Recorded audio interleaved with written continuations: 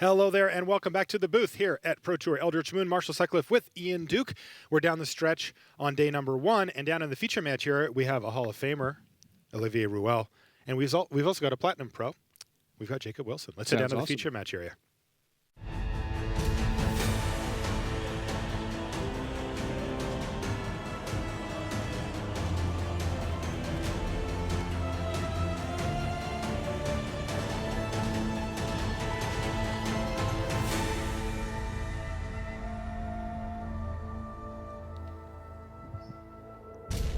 Hello and welcome to coverage of Pro Tour Eldritch Moon. I'm Marshall Sutcliffe in the booth with Ian Duke, and we're ready for round 7 action here, Ian. We are deep into the standard portion of our tournament here on day 1, and in the feature match area, got a nice one lined up here. We've got Olivier Ruel. Take a look at Olivier. He is a Hall of Famer. Now, for more recent Magic fans, he doesn't play as many tournaments, but this guy has 5 Pro Tour top 8s and is in Hall of Fame. Yeah, very, very accomplished guy. I definitely grew up watching him on the Pro Tour. Yeah, he's from France. On the other side of the table, from Canada, we've got Jacob Wilson.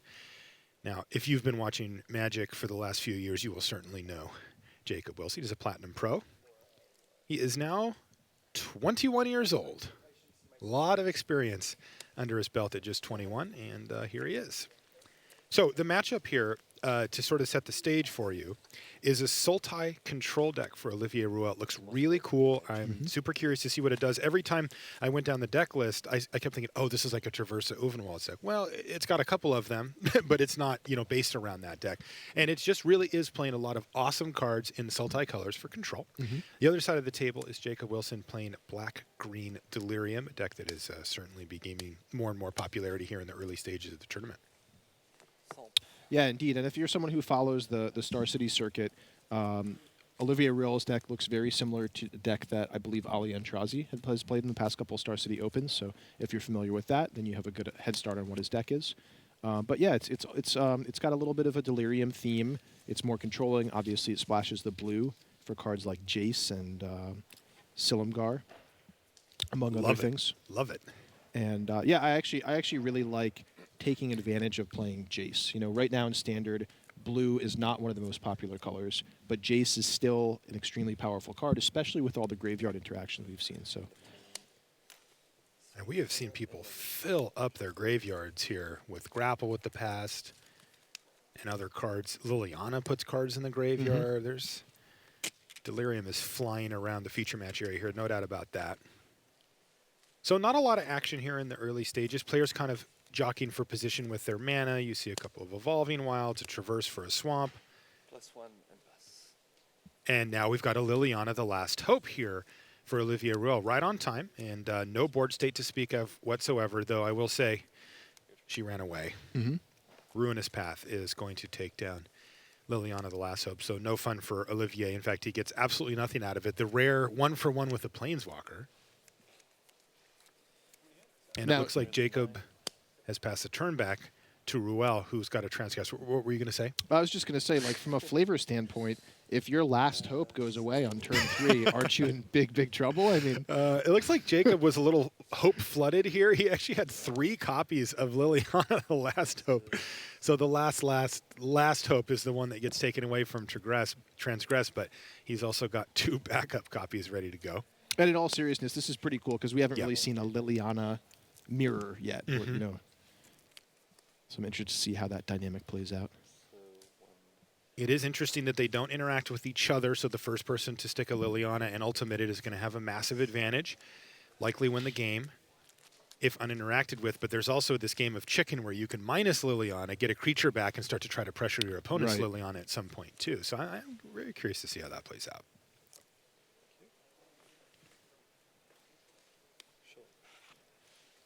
There's a Traverse.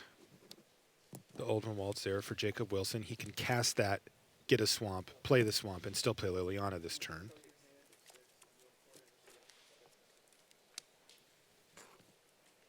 And now he's the one who's going to have Liliana on an empty board. And he's immediately going to minus Liliana here, Ian.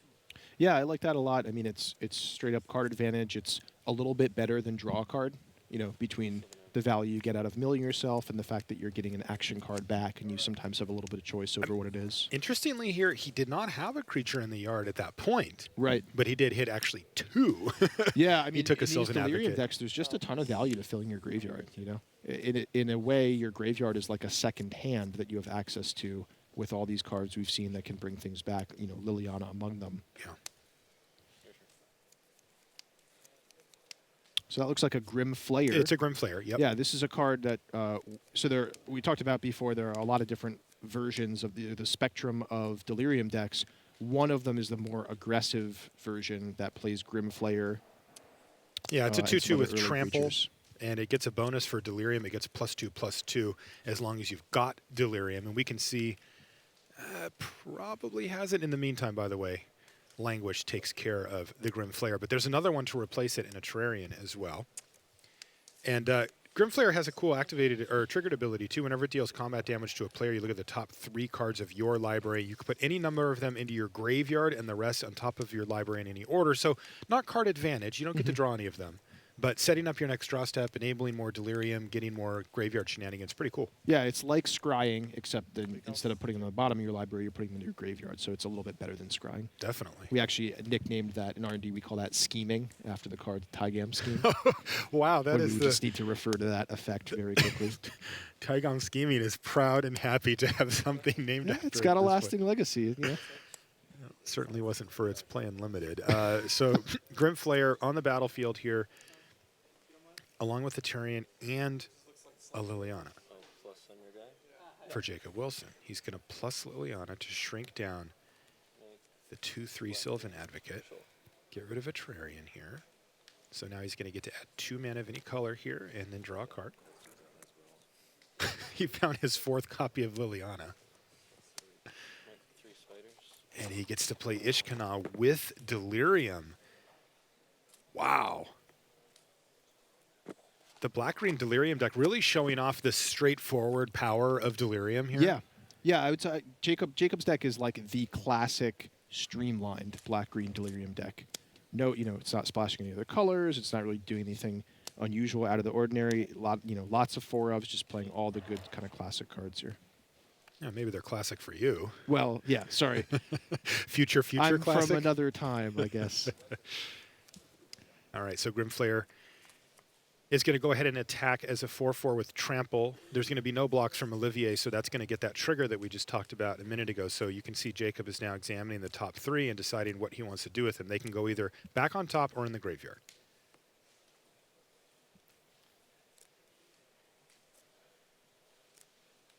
Looks like 2 in the yard and 1 back on top. I expect we'll see that quite often. Mm-hmm.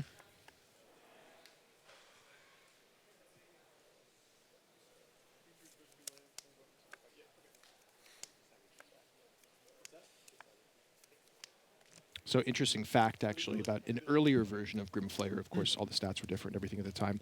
But that ability actually entombed a card. You actually searched your library for a card and put it directly in the graveyard, which also was very cool in the Delirium decks. But we found ourselves playing so much of the card that we were concerned about too much repeated shuffling every turn. It was really slowing the games down. So we went with this other ability instead. Oh, that's interesting. In the meantime, the beatdowns continue here for Jacob Wilson. He attacks again with Grim Flayer after Olivier did not play a land, just drew his card past the turn back.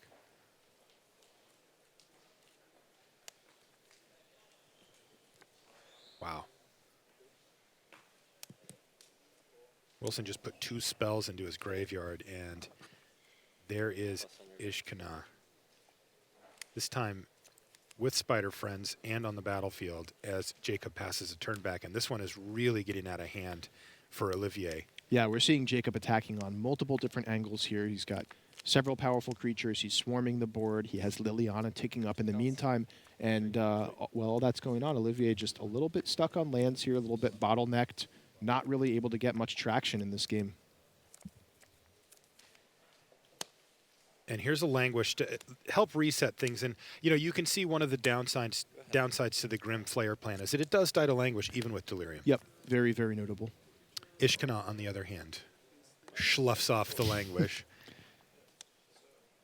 Although there are times when you actually wish Ishkana were dead, so you could just bring her back and play her again, make more spiders.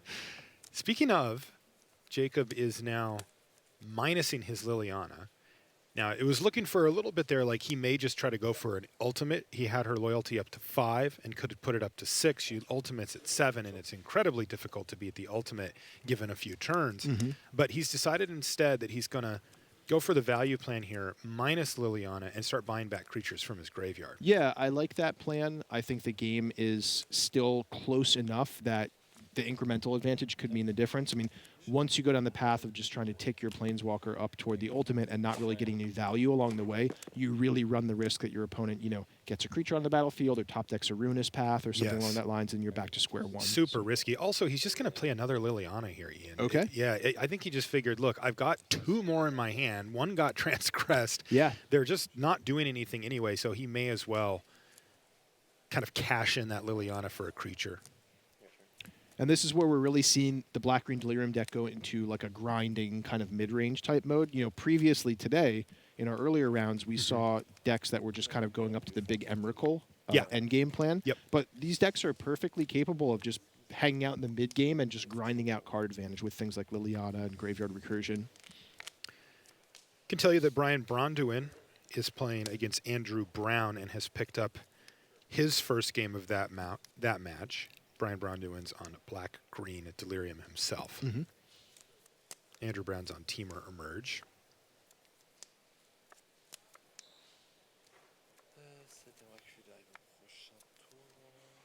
Olivier's kind of talking things through to himself. I see he's got an Obnixilis reignited in his hand. You can see that on the side of your screen there. He's got a very powerful hand. Silumgar's Command, Dragonlord, Silumgar, and Emrakul. He's got action. He can cast Obnixilis here too if he wants.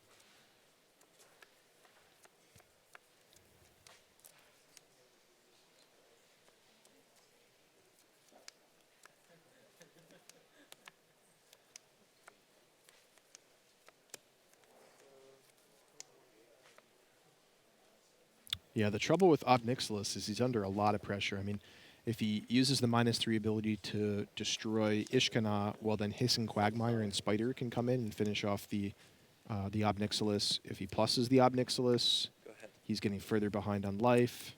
So yeah, I like the decision just to leave up the option of Silumgar's Command here. And of course, one of the modes on Silumgar's Command being destroy a Planeswalker, so that can kind of help him catch up a little bit.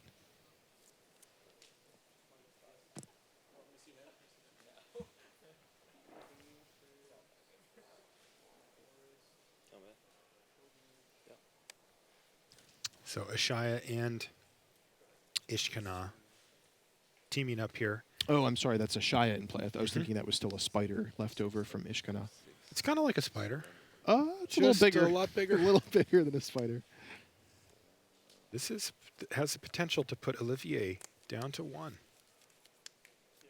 Yeah, I imagine we'll see the Silumgar's Command coming out here, probably returning a permanent and destroying a Planeswalker. Yeah, that would make sense. Could just get rid of Ashaya here. Yep.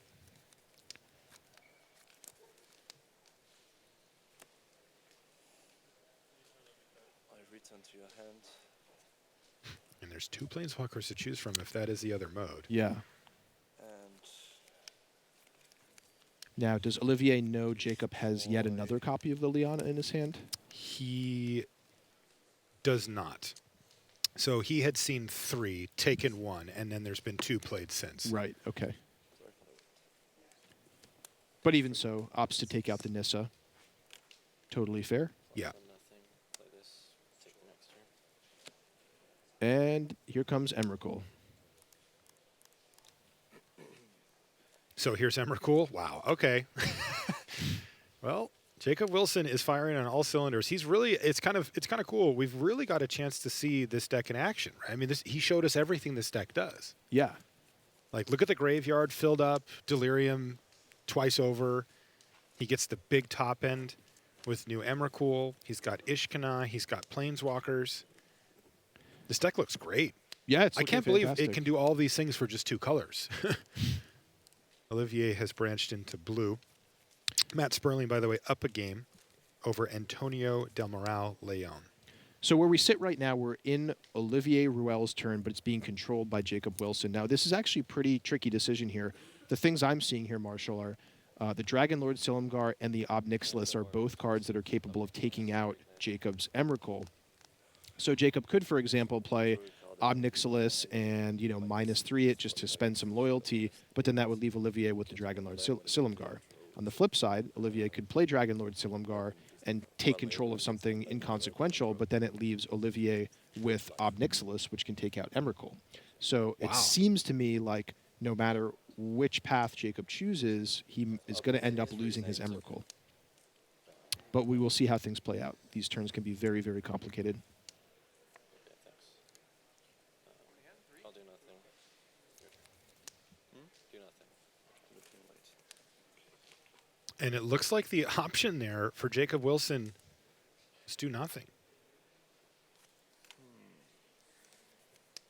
Interesting.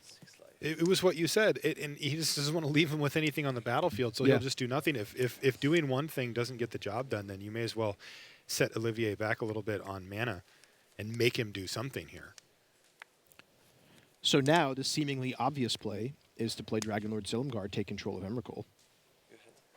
That's pretty sweet. Now, of course, the downside here is that Jacob, if he does have a removal spell for Silumgar, can snap that off and then force Olivier to play Ob Nixilis the next turn, and he is kind of controlling his next 2 turns, right. And it looks remotely. like Jacob does have a way to deal with this here. He has Grasp of Darkness for -4/-4, as well as Liliana for an additional -2/-1. So that's a total of 5 toughness. Yep. And I believe that's enough to take out the Dragon Lord Silumgar and return 3/5. Emrakul to her rightful home. And we saw that exact sequence that you just described there, Ian. And now things do get interesting because now Jacob wants to play the 2 Sylvan Advocates he's got in his hand and just try to get Olivier dead. But he's got to be careful. See what he ends up doing. He's going to attack right now. And this is going to put Olivier to 1. Now every threat is lethal for Jacob Wilson, including the land. Mm-hmm. The Quagmire, which is very difficult to interact with and certainly isn't going to get the job done. So Jacob Wilson takes down the first game from Olivier Ruel with his Black-Green Delirium deck. We'll be right back after these messages. Ready to take your game to the next level and start on the path to the Pro Tour? Rise to the challenge and test your skills at a local preliminary Pro Tour qualifier. To find an event near you, visit magic.wizards.com/pptq. Up your game with Ultra Pro Magic the Gathering accessories. Find the best Magic art on card sleeves, deck boxes, playmats, and more. Visit ultrapro.com to learn more and find a retailer near you. And welcome back to the feature match area. We're in Sydney, Australia for Pro Tour Eldritch Moon, and we're right in the middle of round 7. Let's take a look at a side table while our main match gets all shuffled up. We've got Brian Bronduin versus Andrew Brown. BBD, as we call him, is up a game. Upkeep. And it looks like Andrew's got an effect on upkeep. So let's see what Andrew's got going on here. It looks like he's using an emerge here. Sanctum and Elder Deep Fiend triggers. And tap Swarm. I'll let him describe it. Wastes, forest. So this is an Elder Deep Fiend that's being emerged. It looks like from a Wretched Griff. And this is on Brian's upkeep. Exiled, and I'm going to debate on my Sanctum. So he has the ability to sacrifice Ugin Sanctum here. And he's, I love how he says, I'm going to debate. So he is now weighing his options with Ugin Sanctum. So he's going to get to search now for a massive Eldrazi. He finds medium-sized, at least as far as Eldrazi's go. Another Wretched Griff. So as you can see, Andrew Brown here pretty clearly going for the Emerge strategy. And it looks sweet. This is the Teamer Emerge deck. And this is cool. Yeah, I'm loving it. Elder Deep Fiend, really nasty on your opponent's upkeep. Look what it did. We saw a lot of cool interactions there. Emerge Eldrazi, triggering Kozilek's return, and triggering Sanctum of Ugin, fetching another Emerge Eldrazi. We're seeing Elder Deep Fiends potentially being chained one into another. as cool as locking your opponent's lands down every turn is.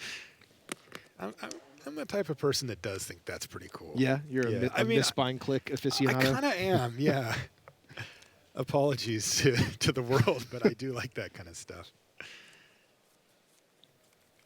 Yeah, I think there's some interesting gameplay there. It's actually something we've been playing around with a little bit, is tapping lands as a form of softer land destruction, where you can interact with your opponent's ability to cast their spells, but not in a permanent way. Yeah, it makes sense. And I mean, Elder Deep Fiend makes you earn it. Yeah. You know, it's not like you get to 4 mana and you get to do it. You have to build out a board or take on some risk. So traverse the Ulvenwalds for Brian Bronduin is going to go find him Nissa. But given that his other 4 lands were tapped down by the Elder Deep Fiend, he's not going to be able to cast anything else this turn, it looks like.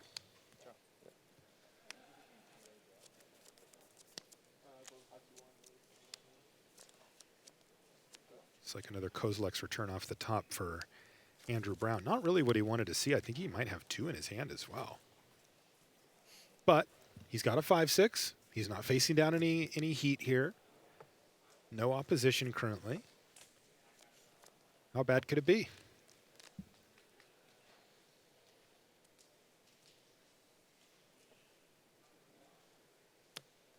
Animate. Oh yeah, he's getting in there. So this is a big hit, 8 damage. It's going to drop BBD down to 10 life. I like that. Very aggressive from Andrew Brown.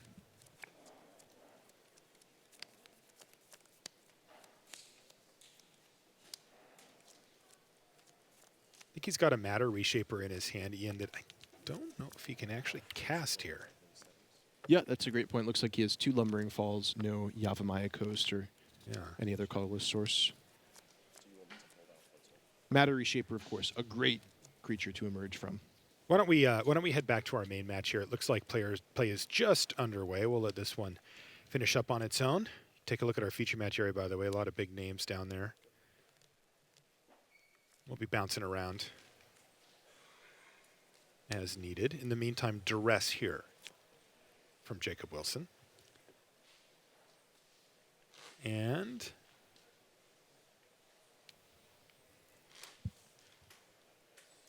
see if he hits anything.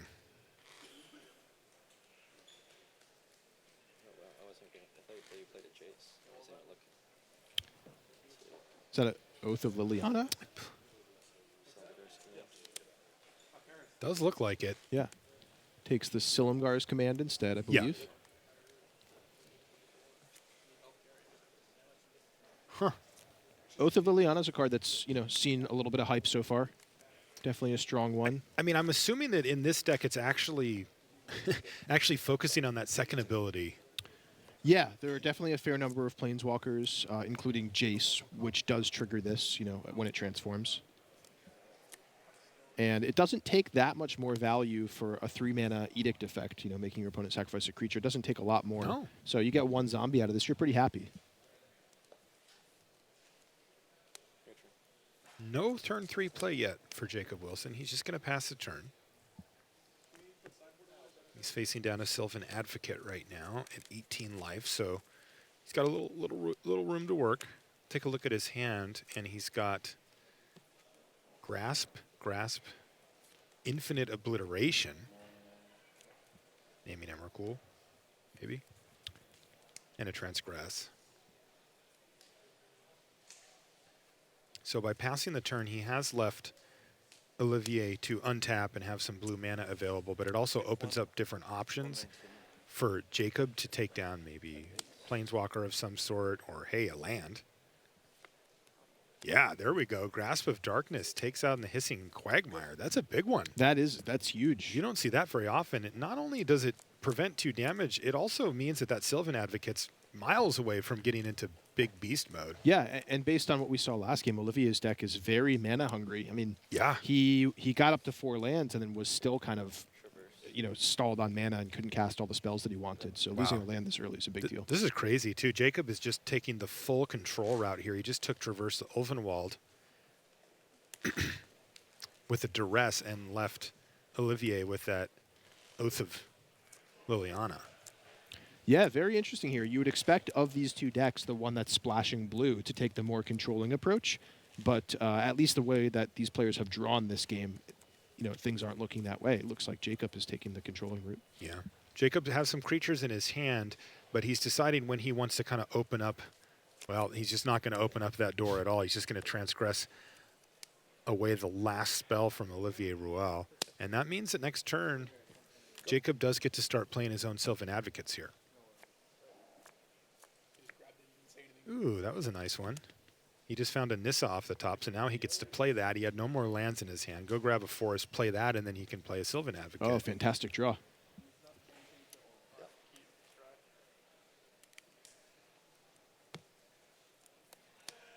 Yeah. Jacob has done his job here. He has torn apart the hand from Olivier Ruel, left him with nothing and even down a land drop. And now, top of the deck. Boom. Does that work? Wow. I'd say so. That's a nice pickup. Man, that's nice, especially on this board, given that he still has a nice blocker. 1 mana away from having Sylvan Advocate grow as well. Now, is he going to have to manage the board here? I think he is, because if Jacob simply draws and plays a 6th land and gets his Sylvan Advocate upgraded earlier, then Ob Nixilis is going to take a ton of damage. Yeah. So I think it's worth just the -3. Take out Jacob's Sylvan Advocate. And then prevent just that hide possibility. behind Yeah, I think so. the Advocate. That makes a lot of sense. Also, Nissa is not sent to transform next turn, even with a land drop, as Jacob is on 5 lands, and it's 7th it actually transforms Nissa. So I like your line a lot there, Ian, and looks like Olivier agrees. And he's right back in it. Now he's got a card draw engine. He's facing down a relative, not a super scary board here, and he can just start chugging away. Now, really, a lot of tension here, though, because if that Sylvan Advocate were to die, shields are fully down for Olivier. He is completely tapped out. Then Nissa can actually just attack Ob Nixilis and send him packing. Yep. And there it is. Wow, what a swingy game. Ian. Wow, This yeah. has A lot just back been and forth. all over the place. 2 for 1, 2 for 1, 2 for 1. Mm-hmm.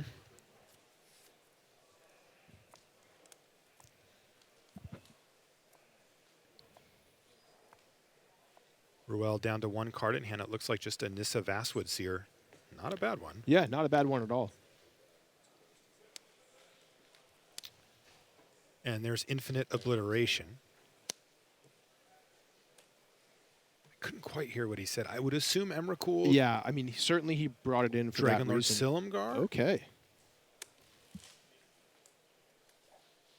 I guess Jacob, reasoning that Olivier is far enough away from casting Emrakul, would need to both draw it and get enough extra in the graveyard or enough more mana sources, that he's more worried about the short-term possibility of a Dragonlord Silumgar, say, for example, stealing his Nissa. There you go. It looks like there was just the one, maybe 2 copies. Now, in a game, you got to do what the situation dictates, but I think the way this played out, that Infinite Obliteration actually hurts Jacob substantially there, because he boarded in a card, he had to spend a draw step drawing that, and all he did was take 1 Dragonlord Silumgar out of Olivier's deck that wasn't even in Olivier's hand, right? Yeah, very, very minimal effect. And wow, Origins in the house. Here's 2 potential Planeswalkers for Olivier. If he gets to untap and draws a land, it could be transform. Yeah, that yet another big swing there. I mean, yeah, again, Jacob essentially going down a card with that Infinite Obliteration, and Olivier with 2 back-to-back pretty good top decks there.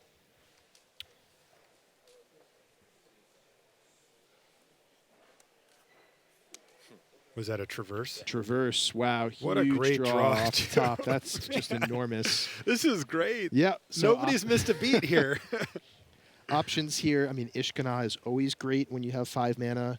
I mean, Tireless Tracker maybe, although Jacob has no other lands in his hand. What are other possibilities?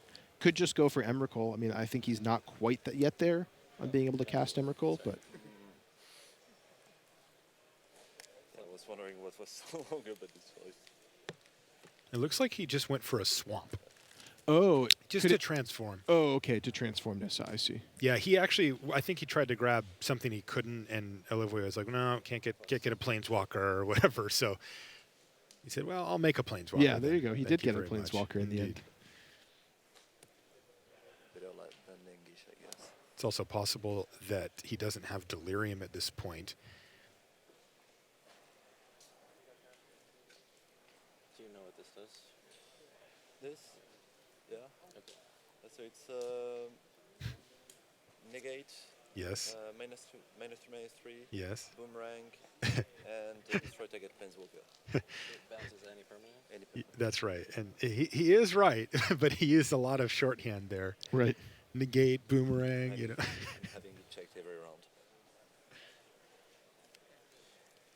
Of course, they were talking about Silmgar's command there and what options you can take. There's 4 different modes you get to choose 2 of.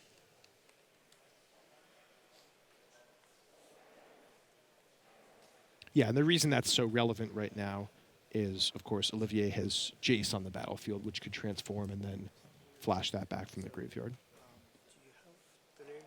I searched for a swamp. You did? You search for a swamp. Liliana comes from the +1 ability of Nissa.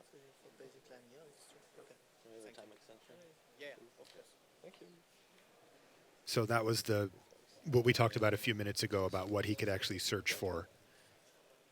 Yeah, it But may have been a you case can search where, for a basic land. Yeah, I think Jacob may have cast the Traverse thinking he had Delirium, Mm-hmm. was considering getting a creature perhaps, but didn't have it, so got a land instead, transformed the Nissa, drew the Liliana off the Nissa. So everything is all squared away there. Yep. But always good to And have a by the judge way, check. the tradition of haymakers continues because that sequence you just outlined is pretty insane. Yeah. Like this started with Traverse for Swamp, and now he's got 2 planeswalkers, and he's like, Right. go ahead.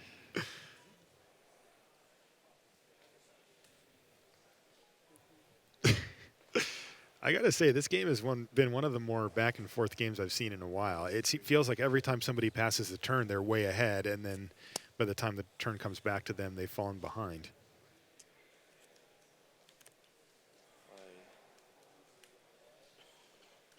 Destroy Nissa. So we see a Silmgar's command being flashed back here. Yeah, and he's just- choosing his 2 modes, probably going to return a permanent to Jacob's Yeah, I hand could and see, destroy for a example, Planeswalker. returning the Hissing Quagmire, which would prevent that from attacking into Jace on the following turn. Oh, yeah, that's nice. Chasing Quagmire to your hand. Oh, yeah. Go ahead. Ian Duke all over it.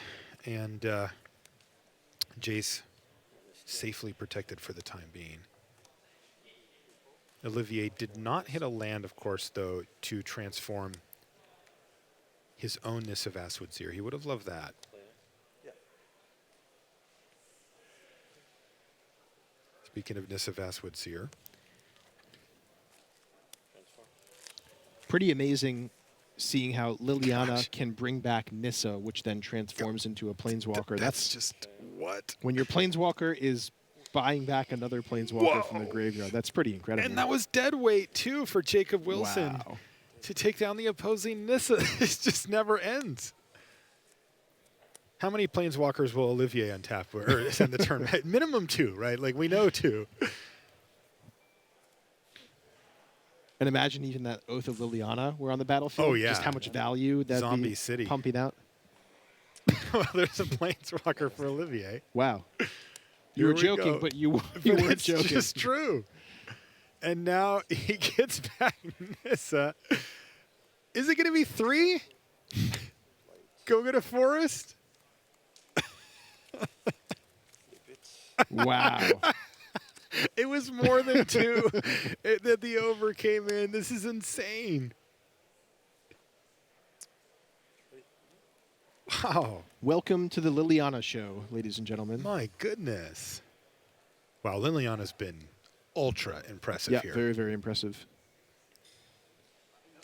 I think the thing that I appreciate the most about this card is that in a matchup like this, she's able to grind card advantage, and you see what she's capable of here. But then if you're playing a creature deck, you can kill or shrink down their creatures Yes. and maintain your board presence and life total longer. It's really impressive. All right, so 3 planeswalkers apiece, or 2 planeswalkers for Wilson, excuse me, and 3 for Ruel. Couple of Ashayas. The little 2 you see above Jacob's Ashaya, I think, is indicating that Liliana has sent her death stare, or maybe it was Jace actually.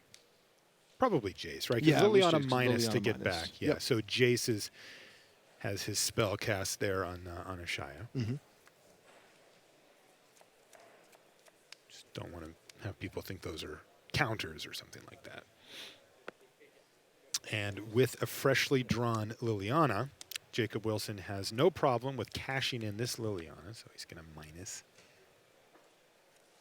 And what is he going to get? Ishkana? Something better? Ishkanau's pretty darn good. That is pretty good. Olivier's down to 1 card in hand. It's not great. It's a Dispel. Okay. Haven't seen a lot of targets for Dispel from Wilson. A few spot removal spells. Yeah, That's about that's it. a little bit of a strange inclusion. Yeah, I'm surprised to see it. post-sideboard. I'm surprised to see it. Especially just like fundamentally level 0, right? You're playing against a Delirium deck. How many instants could they possibly have, right? Like, they need a variety of different card types. But he may have had something very specific in mind. Okay.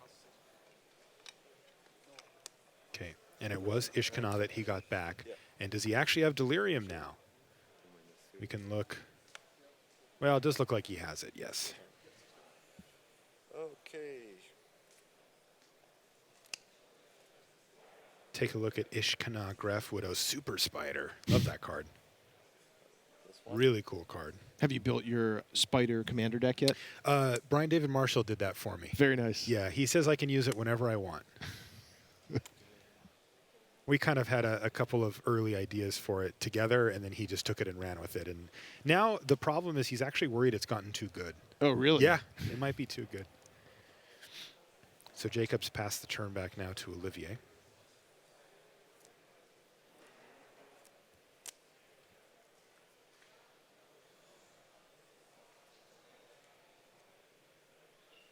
With his merely 3 planeswalkers. Now his Ashaya is being shrunk by that Liliana ability. Okay. He's got a die on that to indicate it. So Ashaya is just a 2/3 at this point. Would you play a little faster, please? Sure.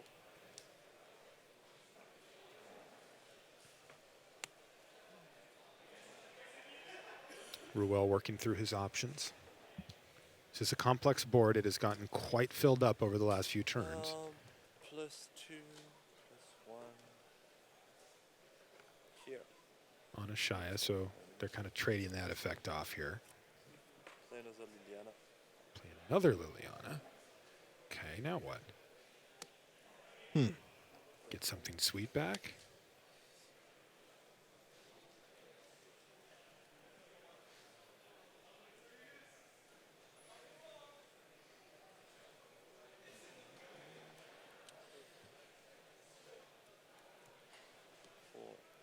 Plus this too. On -2 as well. Ishkana.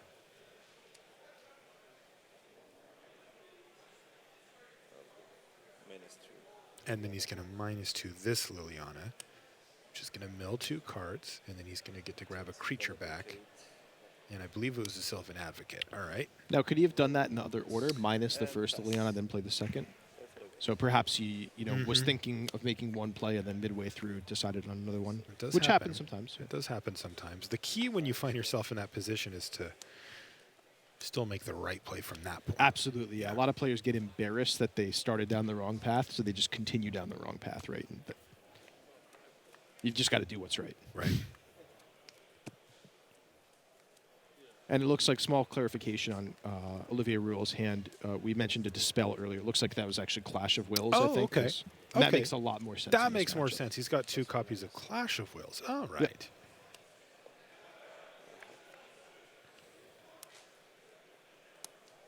And Well, settle in, kiddos, because we have entered the grind phase of our game. We at one point we had this down to like a planeswalker on one side or a couple of creatures on one side, and now it's just full on, fully built out board, and a tireless tracker for Jacob Wilson is going to help with that a lot. Got another match update from our back table. I mentioned earlier that Matt Sperling was up a game over Antonio Del Moral Leon. Well, he's won back-to-back games to take that match, so Antonio is the one who's going to improve to 6-1.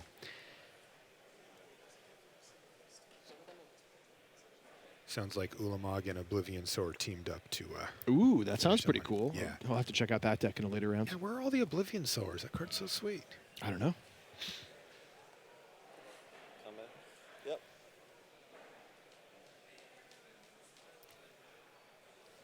No, Jacob Wilson is undeterred here. He wants to start pressuring the Planeswalkers. And Yes, if I recall correctly, Ashaya and four, Ishkana Yes. both have -2 power. That's correct. and Yeah, if it becomes noteworthy, Ashai is the one with the toughness loss as well.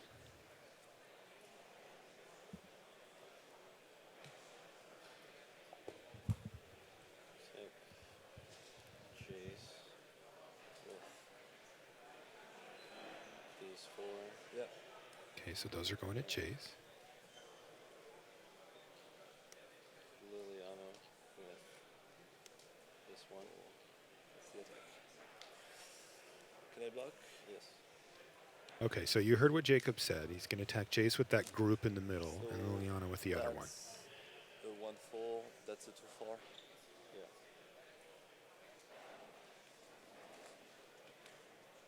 She thought it was the other way around.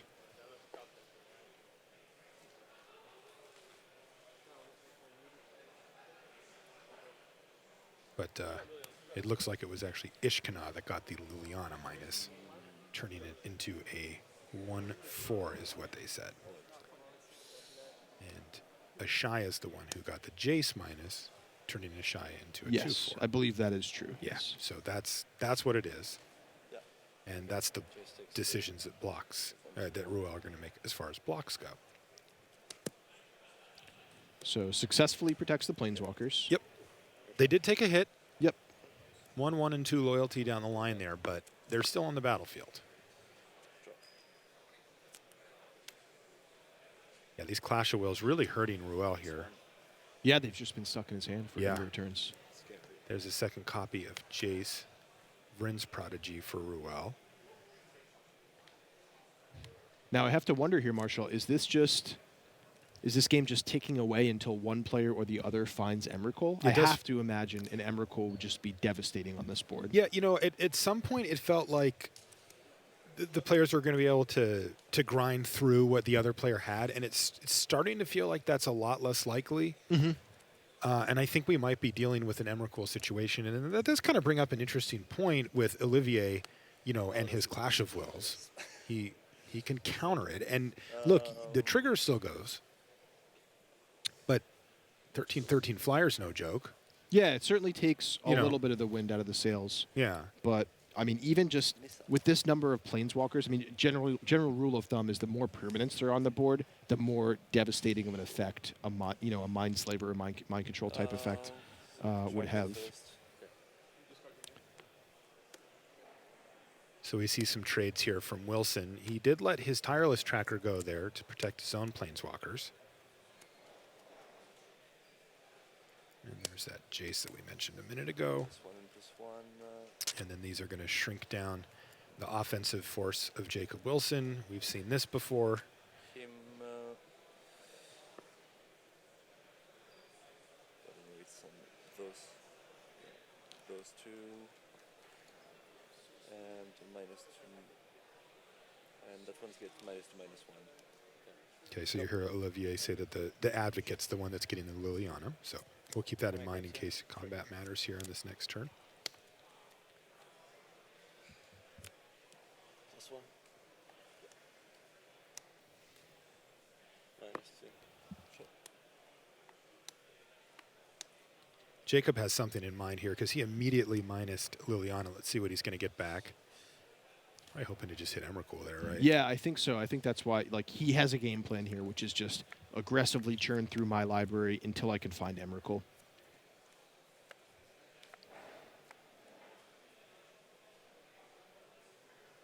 Emrakul making her presence felt here in the early stages of Standard, and even a little bit in Limited this morning.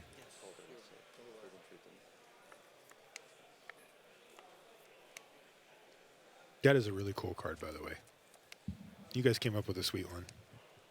Well, you can pass on your compliments to Ken Nagel. I He's will. actually here this weekend. I saw him. He's the lead designer of Eldritch Moon. And we also have Brian Hawley from Inside R&D, who did a lot of the FFL playtesting for this environment as well. So Nissa in hand now for Jacob Wilson. But he's going to get his attack on here. He animated his Hissing Quagmire, and he's lining up some attacks. Jacob really trying his hardest to pressure these Planeswalkers.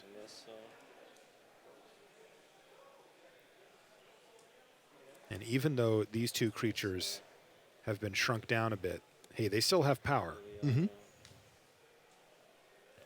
Jacob trying to get through by sheer numbers here, just, you know, Yeah. attacking through, trying to get through the blockers and get some chip damage on those Planeswalkers. And before blockers, we're going to see Grasp of Darkness. Is this going to prompt one of the Clash of Wills here? It probably has to, right? It's just dying in his hand there. Yeah, I think so. And he can indeed Clash of Wills for exactly X equals 4, which is 1 more mana than Jacob has. So pretty good for Olivier just to make use of that Clash of Wills that's been stuck in his hand for so long. Now, is there any reason that why Jacob waited until after he attacked? I To think do that? he was just giving Olivier an extra opportunity to act first. To play a Silumgar Something like that, or a something like removal that. spell of his own, or Okay. yeah, could be really anything. Even like Elder Deep Fiend. I mean, who knows Sure. what the possibilities are? So blocks are now being lined up here, and it looks like Jace may be chumping.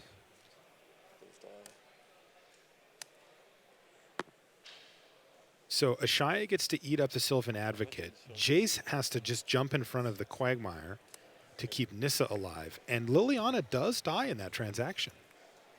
So, you know, Emrakul aside, Jacob is running the full grind here. Yep, he's making some progress here for sure, and I think Liliana definitely one of the key elements to take out from your opponent's side of the board here. As we've seen, Liliana excels at bringing back the Origins creature planeswalkers, the double-faced creatures. You know, I think that, let me take a look. I think Olivier may have drawn an Oath of Liliana here. I actually think he drew another Liliana. It was just actual Liliana? I think so, yeah. Okay, well. Pick your poison here, I suppose.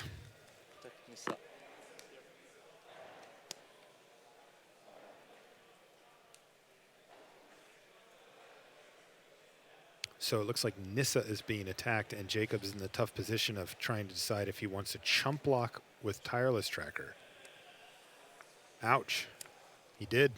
Yeah, I mean, it sort of makes sense. The Nissa represents an additional card every turn, whereas the Tireless Tracker, you know, will give him additional cards, but only when he plays a land each turn, and it eats Right. up some mana and so forth. So, Also much more fragile. mm-hmm. God, here we go again.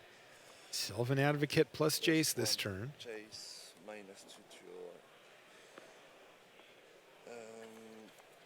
Is this Olivier pulling back in the lead?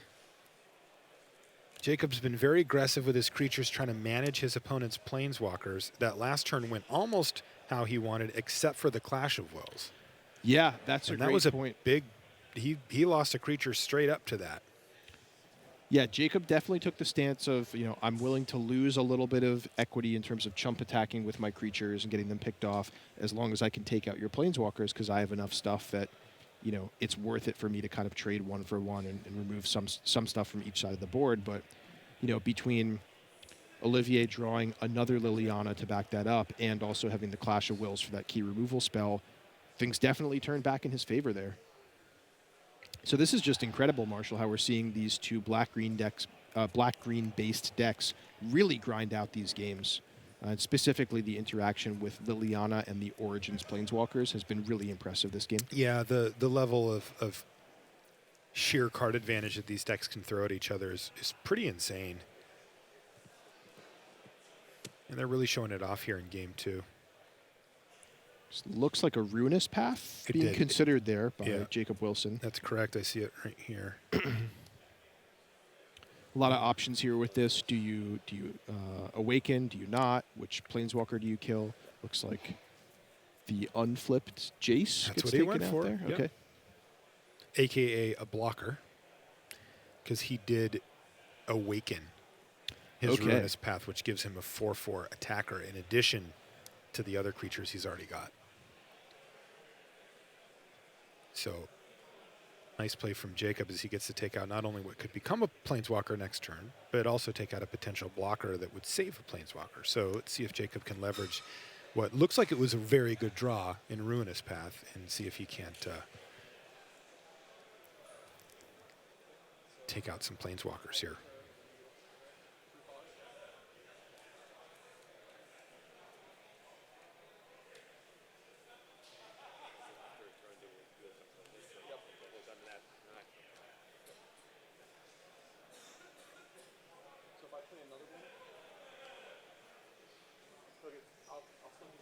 Make a decision.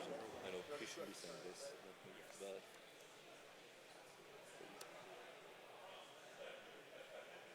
so Jace with those two. Yeah.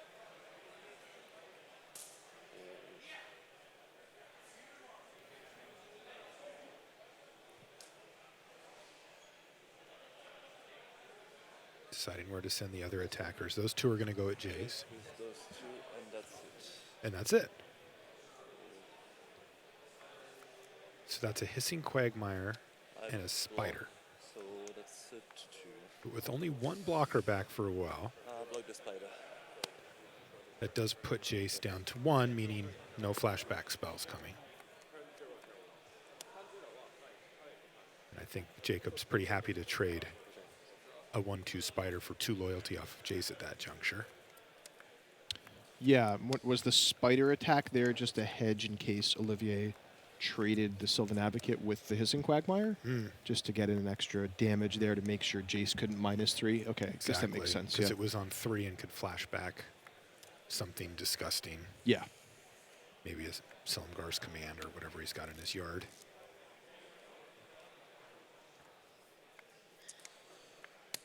-2/-0 to your 4/4.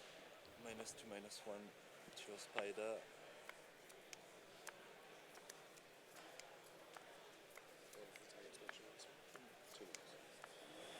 +1. I know that we're starting to get down to the line on clock. I'm sure that, those of us who have been with us since the beginning of the round have started to look at their watch like, wait a second. This one's gone on for quite a while. This Yeah, is game 2. It's hard to believe this round has been 7.5 hours already, Marshall.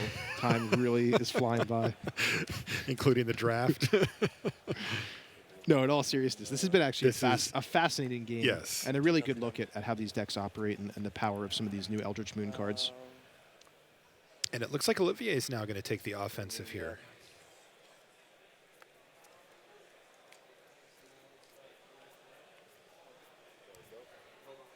You. Okay, what do you have my left total at? 9. No, sorry. Oh, 12. That's the wrong game. 12. Okay, well, that's Which planeswalker did that? Liliana. it's a little bit awkward just because Olivier was actually, in his mind, attacking for lethal there for 10. But he had the wrong life total written. He had him at 9. He's actually at 12. So it might open up some options here for Jacob to not block, because he is attacking Jacob here. I see. Also, you'll note at the bottom of your screen, additional turn counter is now up. That means that time has been called in the round. And Jacob is going to now yes, just try to survive. He's That's up a right. game. Yeah, Jacob is up 1-0, which means if this game ends in a draw, Jacob Wilson will win the match with 1 win. That's right. If Olivier can finish off Jacob in the extra turns here, then we will have a draw. He's fighting for that at this point. They won't be able to play their last game in either circumstance.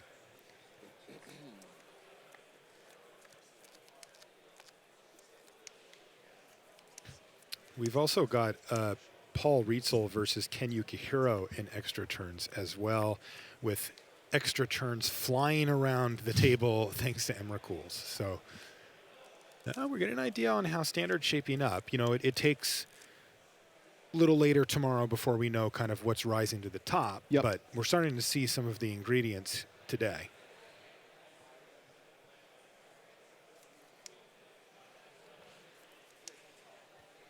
So Jacob has a couple of creatures that have been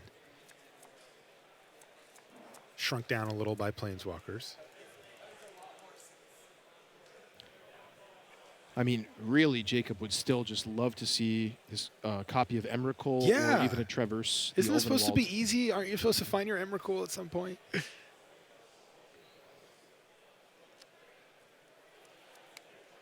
Sometimes it's just hiding on the bottom of your library. What can you do? Yeah, he's certainly churned through a good percentage of his library here, too. Yeah, I mean, look at his board state and look at his graveyard. Yeah.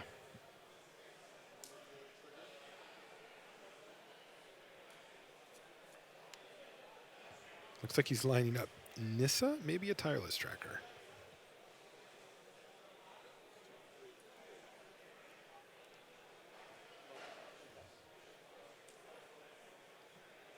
Jacob carefully making sure that he has all the mana that he needs. The first thing he does is actually sacrifice the clue that had been sitting on the turn for 4 turns, maybe? Mm-hmm. He just hasn't found a window to actually use that yet.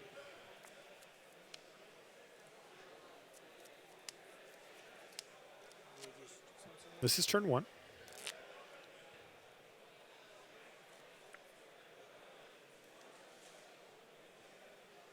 So Den Protector actually huge here for Jacob Wilson. Yeah, that's what he drew off the clue. Yeah. Yeah, look at his graveyard. This could, for example, turn face up, get back, traverse the Ulvenwald, which could then go and get back Emrakul. Now, opts for the Nissa first, it looks like. It was second from the bottom. Now, like we know 5th down, that Olivier Ruel still has that second copy of Clash of Wills. Yep. So Jacob's going to have to be, well, he doesn't know he has to be, but we'll be watching to see if he is careful enough to play around that or to just allow. I think he will be. I think that other Clash of Wills might have caught him off guard a little bit. Yeah. And he's going to be very aware of that card now, since it did generate Olivier a pretty significant advantage since he was able to do it inside of combat.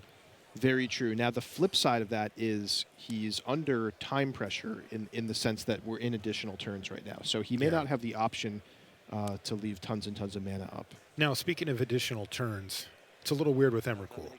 Yeah, we should be careful in our terminology there. So additional turns means when the match goes to time, there are 5 more turns that are allowed to be played. So when time is called, that's turn 0. The next player's turn is turn 1. Which is this turn. Yeah. If Emrakul gets played, that's an effect that actually gives a player an extra turn. It's like a time warp effect or a card that says take an extra turn.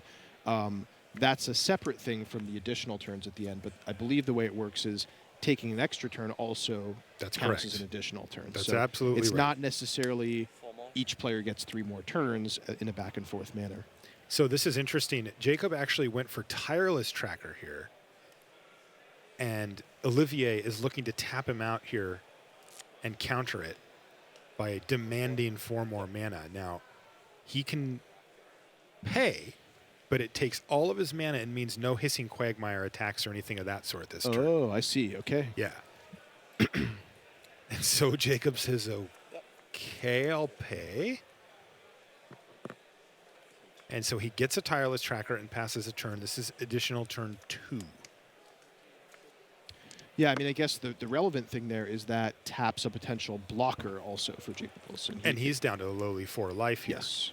So it could allow something like a removal spell off the top to let Olivier make a strong attack there. Yeah, and you saw Jacob thought it through like, well, I get a blocker either way, right? Like if I pay for it, I get a Tireless Tracker that's an additional blocker. Also, he has 4 creatures to block now. Yeah.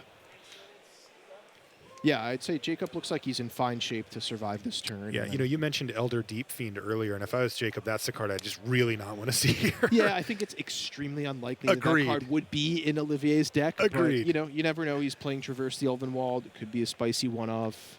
It would be game. tap your 4 creatures, hit you for 4, but yeah, that's not happening.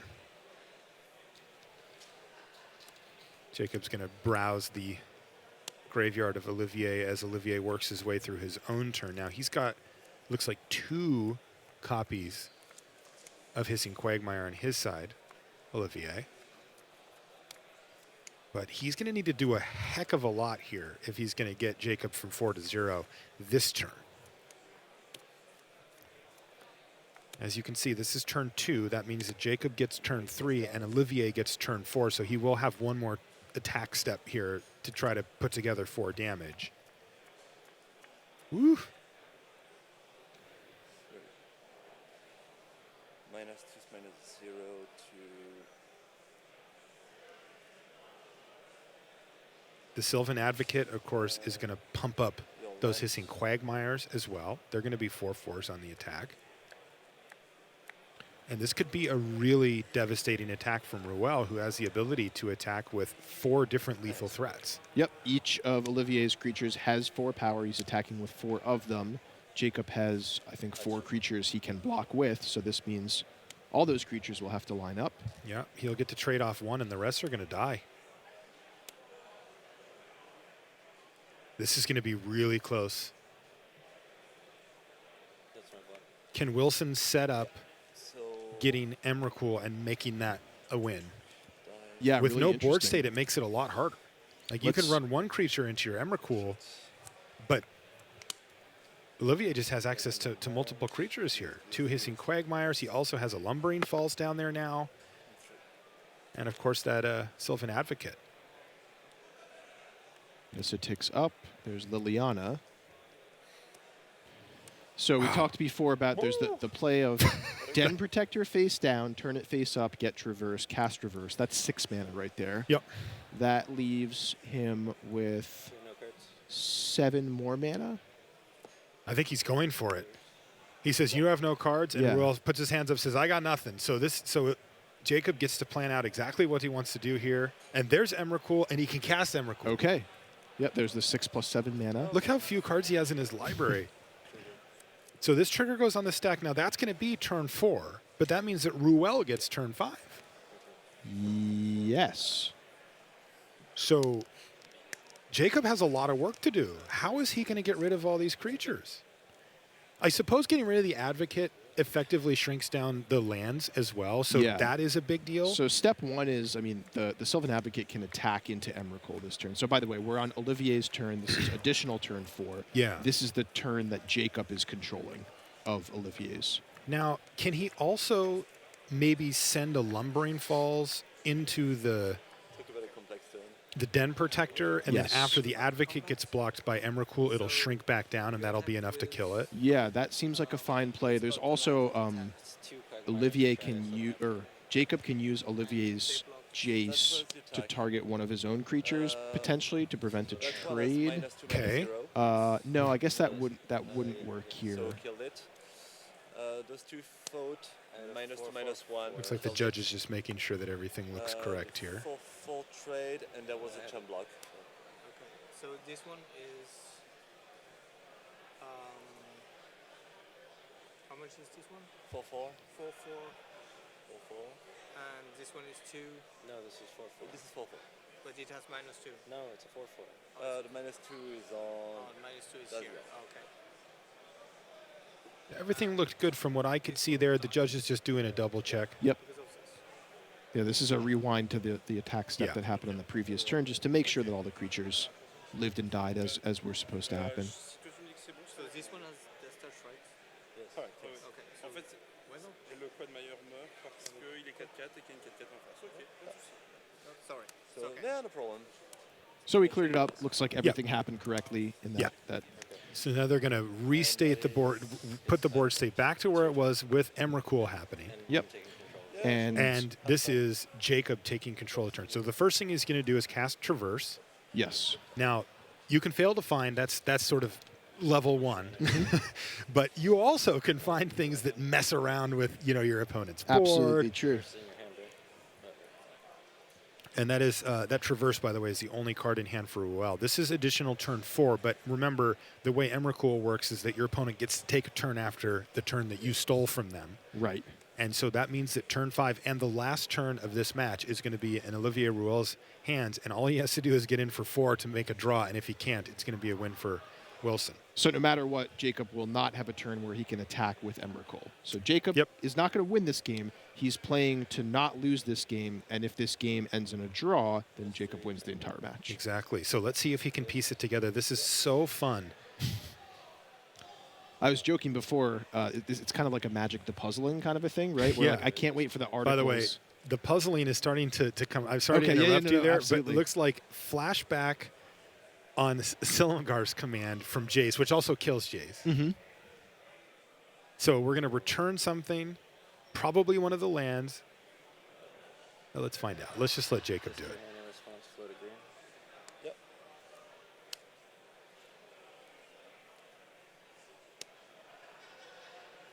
Minus. It has. It has hexproof, but you control the planeswalker, so he can actually do that. Right. Proof you can target from your own. So. Yeah. Yeah. It's pretty funny. It doesn't feel right if you're sitting in Ruel's seat because it is Jacob who's deciding it. But remember, he's controlling Ruel here. Does this actually work out for Wilson? I don't think the -2/-1 is actually relevant here, right? Because Well, the Sylvan Advocate's going to die in combat, and that'll afterwards. the question is, reduce- can he keep his Den Protector around? No, I don't think so either way, because Lumbering think you're Falls is a right. 5/5, right? Yeah, So it goes yeah. down to a 3/4, Yeah. and then it'll kill the Den Protector, and then after the Sylvan Advocate dies, now the Lumbering Falls will die. I need you to make some decisions. I'll just block the Sylvan Advocate. Just stay with that. He decided just to leave his Den Protector alive rather than attack with it. From. Some From guys bounce. Oh, yeah. I was wondering which it was. Okay, but the Advocate did die in that Okay, sequence. so turn 5 it is. Okay. Yes. So Is this enough? This is turn 5. This is it. So Olivier has a Hissing Quagmire and a Lumbering Falls, so Yeah. he can make 3 creatures, or sorry, just the 2 creatures, right? Because yeah, all his other creatures were dead. So he has 2 Yep. attacking creatures. Jacob has 2 blockers. So it's really going to come down to what Olivier can find off the top. He found a Den Protector. Wow, that's actually huge. That may be Oh my what he needed to win here. Does he have enough mana left over? That's the question. And what does he have access to in his graveyard? Now, certainly he's probably got removal spells. Creature doesn't really help him. A Planeswalker doesn't really help him. Nope. Dragon Lord Silumgar, unfortunately, was exiled by the earlier Infinite Obliteration. That's right. Which- all those many turns ago, Yeah. it's like kind of coming Actually back turned out as to like be pretty relevant in not this game. bad. And he does hit a land that you remember doing anything else with Nissa there wouldn't really have been great unless it was particular spell that he needed to win the game. So Correct. that could give him the wiggle room he needs here. Let's find out. Man, this game. I mean, what is helpful here? I guess, yeah, I think you need a combination of multiple cards. I can think of, like, Den Protector getting an Oath of Liliana back. Okay, that takes down Taking out a one creature. If maybe he can find a way to get like a dead weight as well and take out, the Den Protector Mhm. first, and yeah. But he still needs then mana to activate the creature lands as well. So I can't right now see a way for Olivier to string it all together. Yeah, and Olivier's just not playing a lot of cheap removal. He's got an ultimate price. He's got 3 Grasp of Darkness. About time. That counts. And Languish? Is Languish a possibility? No, it isn't. I don't think so. either. No. This is going to be really tough, it feels like, for Ruel to get through 2 blockers. So Liliana brought back Sylvan Advocate, which is relevant because it'll actually pump up the creature lands to each be 4 and 5 power respectively, Yeah. which makes them each lethal on their own. If theoretically he could use the Den Protector to bring back a removal spell and take out the Den Protector and still activate both his creature lands, Yeah, he that would would be able to get work. through. But I don't You're think he has talking enough about mana to do all 15 or that. 16 mana Yeah, here, right? absolutely. Oh, He's trying to see if there's any possible way. He has all this land, he's got a planeswalker. He's got so much action. It's Sylvan Advocate. That's a start. He's going to need a lot more than that, though. Snap block both, and that does it. Jacob Wilson wins the match 1-0. The full grind fest there. I mean, they went deep into their libraries, and Jacob Wilson finally puts together the win. And, you know, the interesting thing that I'll note here is that the only thing that stopped the grind there was extra turns. I mean, that's what put it to an end there. Now, you were talking about it earlier, Ian. Emrakul at any point during that game would have been incredibly powerful. Right, at almost any point. Yeah, a little bit earlier. Yeah, for sure. Hey, it was good enough. All right, so that's going to do it for round 7 here from Sydney. Let's send it to Rich Hagan at the news desk. Grind fest indeed. My goodness gracious me. Best 3 out of 5 on Sunday. Right, so that is Ian Duke and Marshall with the call there. It's going to be great stuff. Wow. You are going to have such mental reserves of stamina to actually correctly work out what you're going to do with someone else's turn. Great stuff. Right now, 6-0-1, Steve Rubin. Right now, with a microphone out on the floor, Brian David Marshall. BDM, take it away. Thanks, Rich. I'm here with Steve Rubin, the winner of the last Pro Tour. Steve, what's life been like in between that Pro Tour and this Pro Tour for you? Has anything changed as a Pro Tour champion? Oh, really? Not much has changed. You know, I still love playing Magic. I still love hanging out with my Magic friends, you know. Get to come back to Sydney, Australia, a long trip, but I'm happy I'm here. You get asked to sign many cards now. Is there anything in particular people ask you to sign when you're at a GP or at a store? I sign mostly playmats. I have signed some Archangel Avacyn's, though. It's scary. That's like a pretty expensive card. I don't want to ruin it for people, but... always scary to sign a rare. Yeah. So how long have you been in Australia, and how long are you staying after this event? We have been here since the week before the Grand Prix. So it's 2 weeks now, and then I'm going to be staying another week until Friday, and then I leave and go to Portland, actually. I'm just going to assume you haven't done anything other than play Magic up till this point? Yeah, unfortunately, it's been mostly Magic. I made sure I had that week after so I could actually see the sites and do touristy stuff. So I have a bunch of stuff planned, so it should be fun. So 6-0-1, you unintentionally drew with Pascal Menard. You said that's never happened to you on the Pro Tour before, that you actually played to a draw? Yeah, we just had a long match, you know. I don't think any of us could have done anything. It was unfortunate, but it happens, and I just have to keep playing. Of course, it happened 25 minutes ago while that was still going. So if you had to say, like, what percentage, like when you guys are like predicting the metagame, how close do you guys think you got it for this tournament? I think maybe about 60 or 70%. You know, we anticipated there'd be more green-white and maybe a little bit more humans. We tested Emerge. We didn't think it was that good, but a lot of other teams made a lot better Emerge decks than we did. So that's kind of like the unexpected angle that came to us at this Pro Tour. Yeah, we saw Pascal. Well, they didn't see it, but I saw Pascal Menard get you kind of locked under Elder Deep Fiends there in the first game. Yeah, the Elder Deep Fiend does a lot of work against my deck. You know, they have Kozilek's Return, so it can clear the board and tap you out for a huge time walk swing. So it is tricky to deal with Elder Deep Fiend. I think they really got a good deck there. All right. Well, Steve Rubin hasn't done any losing since Sunday of the last Pro Tour. He's hoping to continue that trend as we head into the last round and on to day 2 here at Pro Tour Eldritch Moon. Thanks very much to Brian David Marshall and your reigning Pro Tour champion, Steve Rubin. Now, Shaheen Soorani, we mentioned at the news desk, if he's playing Esper, all is right with the world. He's always playing Esper. He's not playing Esper this weekend. What's going on? Person we should ask about that, Shaheen Soorani. Let's do that now.